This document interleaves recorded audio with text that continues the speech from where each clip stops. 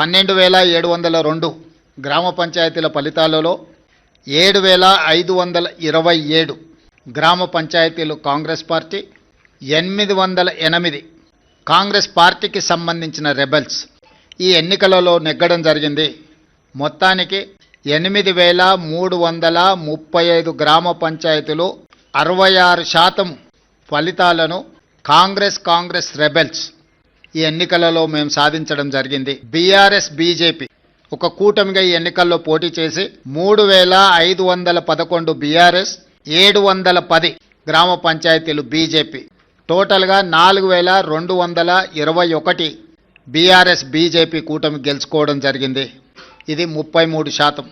దాదాపుగా 146 గ్రామ పంచాయతీలు సిపిఐ, సిపిఎం, ఇతరులు 1%, ఇతర రాజకీయ పార్టీలు కూడా నెగ్గడం జరిగింది.